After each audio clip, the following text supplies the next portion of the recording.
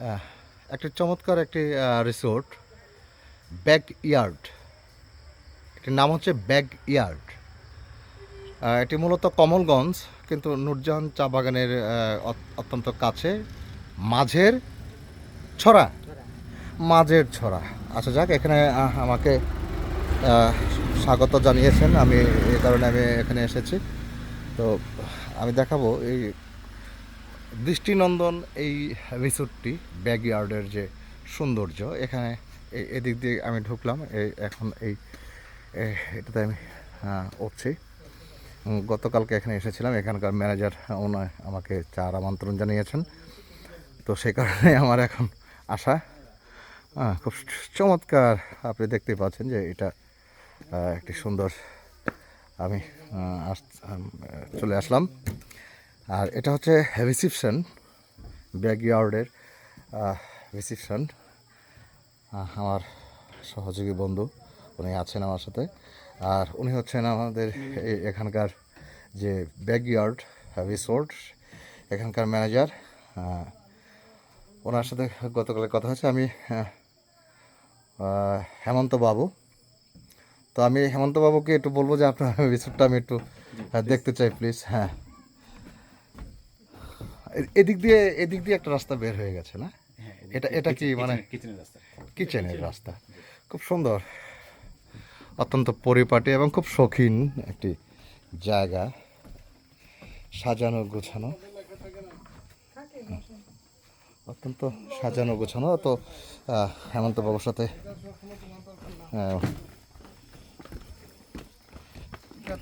দেখব। হ্যাঁ, এটা যদিও আপনার ইন্টারনেটে ব্যাকইয়ার্ডের যে নিজস্ব ওয়েবসাইটে, সেখান থেকে এটা বুকিং করতে হয়। পাহাড়ের উপরে, চমৎকার চমৎকার। যারা নির্জনতা পছন্দ করেন, সবুজের সান্নিধ্য পেতে চান, তাদের জন্য এটি হবে একটা বেস্ট জায়গা। তো আমরা উপরে কিন্তু উঠছি হেমন্তবাবুর সাথে। অত্যন্ত ভালো একজন মানুষ। ওনার আন্তরিকতার কারণে কিন্তু আমি আজকে এখানে চলে এসেছি।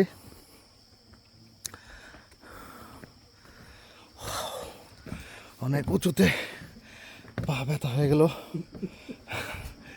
এটা কি আপনার ক্যান্টিন?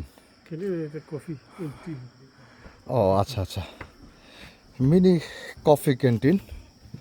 তো এটা হচ্ছে মূল ক্যান্টিন। খুব সুন্দর। হ্যাঁ, আপনি পরিবেশটা নিশ্চয়ই দেখতে পাচ্ছেন যে একেবারেই পরিপাটি, একদম শৌখিন একটি আমেজ রয়েছে, শৌখিনতার একটি আমেজ রয়েছে। এখান থেকে আবার এই সাইডটাতে কিচেনে যায় না? এখানে 5টি রুম আছে উইথ এসি। গরমে যারা থাকতে চান তাদের জন্য এটা নিঃসন্দেহে মানে আরামদায়ক হবে। আর এদিক দিয়ে ওই সাইডটা কি বাগান আছে?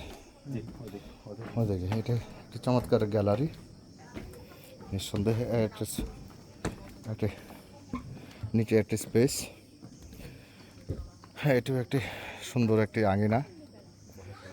হ্যাঁ, বসার টেবিল আছে। হ্যাঁ, বসার সব কিছুই পরিপাটি এখানে। যারা ফ্যামিলি নিয়ে বা বন্ধু বান্ধব বা আত্মীয় স্বজন নিয়ে যারা ট্রাভেল করেন, বা যাদের একটু নিরিবিলিতে এনজয় করতে চান, তাদের জন্য এই রিসোর্টটি হবে একটি আদর্শ রিসোর্ট। পুরো যে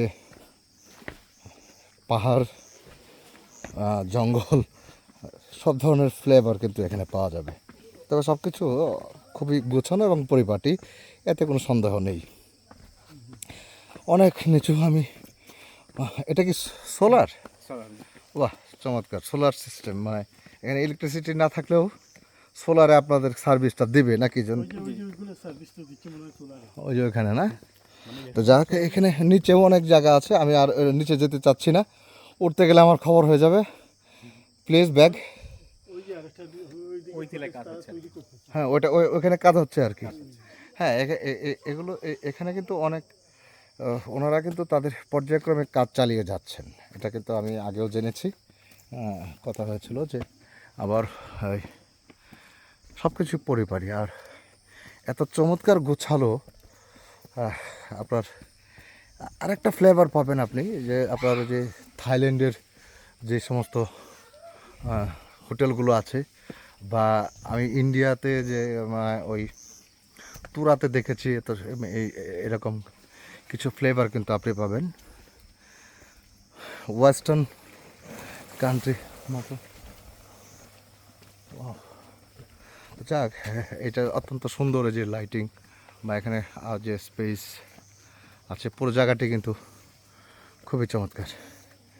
আর দূর থেকেও এটি মনোরম একটি লাইটিং যে দেখতে পাচ্ছেন, এই লাইটিং কিন্তু আমি একটু আর একটু আগে আসলে হয়তো আরও ভালো করে আপনাদেরকে, না দরকার নেই, দেখাতে পারতাম। এখানে বসে কিন্তু আপনারা বিকালের বা সন্ধ্যার সময়টা উপভোগ করতে পারবেন নিঃসন্দেহে। আর এই যে দোলনা আছে এখানে, এদিক দিয়ে, হ্যাঁ এদিক দিয়ে কিন্তু যে 5টি এখানে বর্তমানে, হ্যাঁ সুন্দর দোলনা আছে এখানে, খুবই সুন্দর, খুবই সুন্দর এটি দোলনা। আরও অনেক জায়গা আছে, কিন্তু অনেকটা জায়গা নিয়ে এই রিসোর্ট। 5টি রুম কিন্তু এখানে এই মুহূর্তে আছে, আরও হয়তো সংযোজন হবে এখানে, তো আরও সংযোজন হবে, এতে কোনো ভুল নেই। সুন্দর সুন্দর কটেজ এখানে 5টি দেখেন, এই যে একটি রুম, এই যে একটা রুম, ওই যে আর একটি রুম, এভাবে 5টি কিন্তু রুম রয়েছে এখানে। আর এই সাইডটা এখানে আরও প্রক্রিয়াধীন, আরও কিছু কাজ সামনে করা হবে, কর্তৃপক্ষ জানিয়েছেন যদিও।